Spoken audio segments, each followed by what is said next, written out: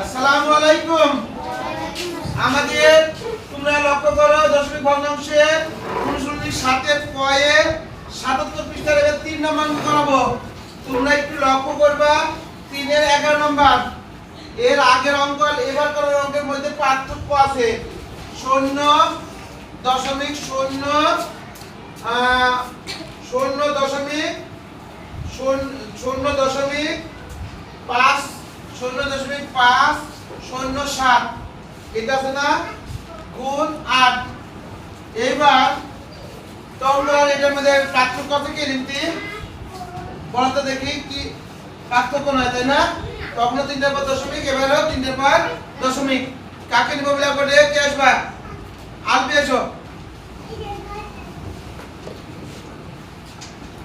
আসবি ভালো আছো তো নাকি? আগে গুণলেন তো বুঝতে পারছো।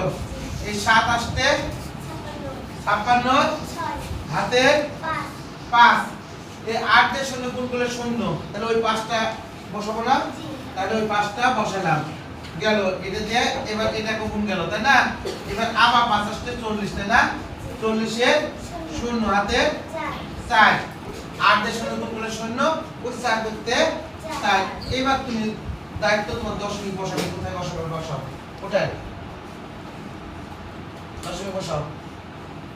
কিভাবে বসাবে তুমি দশমিক? হ্যাঁ খুব সুন্দর। আমরা সবাই হাতে একটা তালি দেব। ভগ্নাংশ দশমিক ভগ্নাংশের গুণ করছি আমরা আজকে। তুমি বুঝা দিবে, হ্যাঁ তুমি বুঝা দিবে গিফারিকে। চলে আসো গিফারিকে ধরে ধরে কথা বলে বোঝানো লাগবে তোমাকে। হ্যাঁ দেখি জোরে বলো।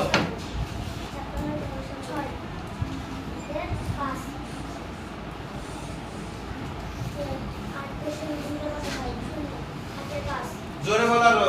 হ্যাঁ